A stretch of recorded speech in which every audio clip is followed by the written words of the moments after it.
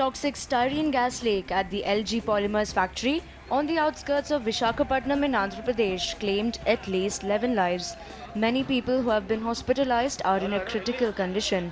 It is alleged that requisite precautions were not taken while restarting the plant after being shut during lockdown. Andhra Pradesh Chief Minister Jagan Mohan Reddy has announced an ex gratia of 1 crore rupees to the families of the deceased in the Visakhapatnam gas leak incident.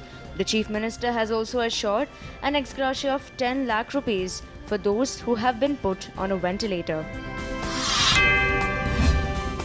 Air India will bring back about 354 Indian nationals in 2 flights tonight from UAE to Kerala in the first phase of the evacuation of Vande Bharat mission. 64 flights will repatriate nearly 14,800 Indians between May 7th and 13th from 12 countries. INS Jalashwa arrived at the port of Malé as part of Operation Samudra Setu to evacuate around 2,000 Indians who are stranded in the Maldives.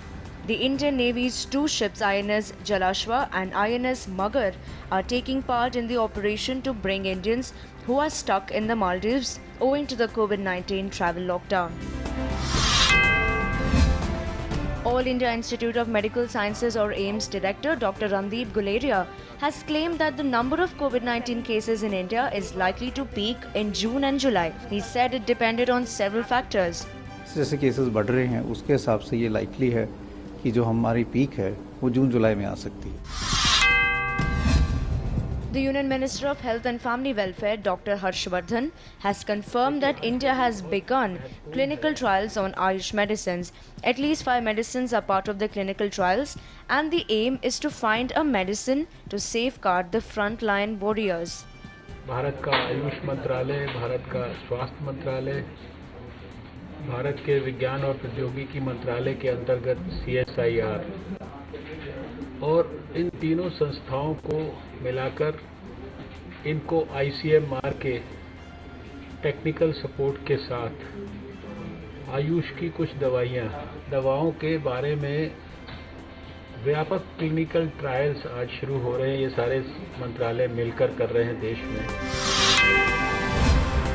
Tamil Nadu's main opposition party, the DMK, vehemently protested against the opening of task-marked shops or state-run liquor outlets by the government. Stalin donned black clothes, held a placard opposing the move in one hand and a black flag in the other as he protested outside his residence. Union Human Resource Development Minister Ramesh Pokhriyal announced the dates of the Joint Entrance Exam or JEE Advanced.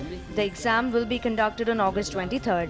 Earlier, the minister announced the dates of JEE Mains and the National Eligibility and Entrance Test or NEET. The IIT JEE Main examination will be held on July 18th, 20th, 21st, 22nd and 23rd.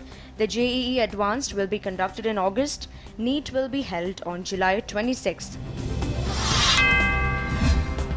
The All India Railway Men's Federation asked Congress interim President Sonia Gandhi to abstain from indulging in petty politics over the fare being charged by special trains for migrant workers. The railways claim the fare was charged to prevent overcrowding at stations.